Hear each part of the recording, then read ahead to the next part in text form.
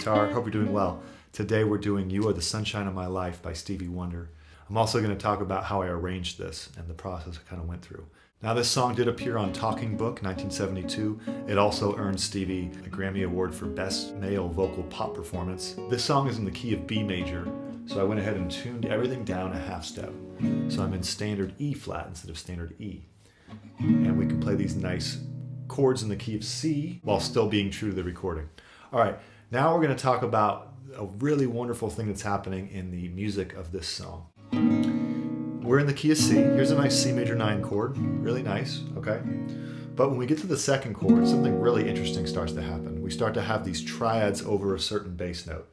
Now, this is a well-known jazz technique, but Stevie was kind of ahead of his time here because jazz composers would put triads over bass notes, and it creates all these interesting things. So you can have a triad over any bass note you want, and it creates different light and dark kind of colors in terms of harmony.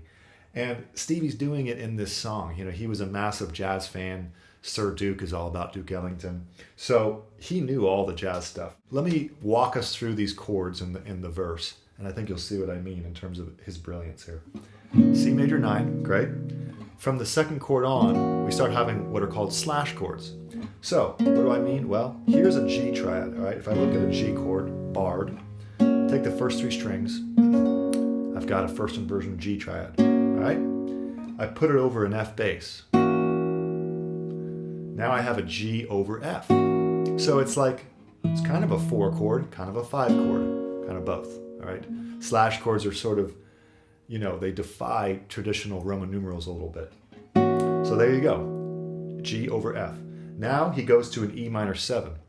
But what is an E minor 7? Well, it's 4 notes, and you can break those 4 notes into 3 notes of a G triad, and then you add the E root, in this case the E bass.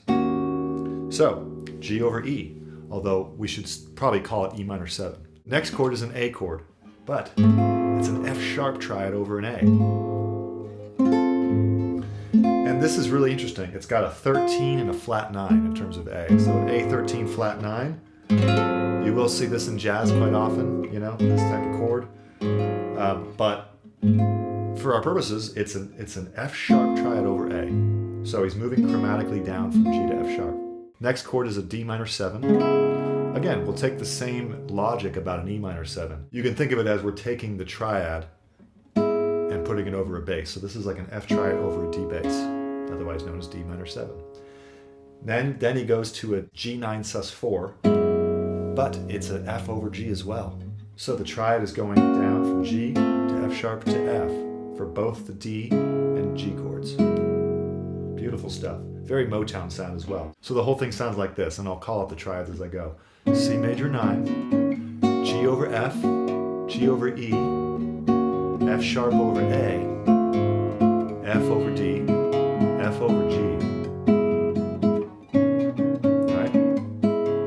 Now, as far as the arrangement goes, this is kind of a bossa feel almost.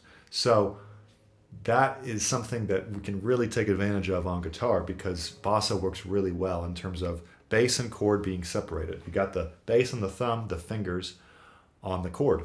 So speaking of arrangement, this will be all written out. Both versions, the beginner/intermediate arrangement and the advanced arrangement, will be written out on the Patreon. Big thank you to all the patrons there. Remember to subscribe, hit the thumbs up, and let's go ahead and jump into this lesson.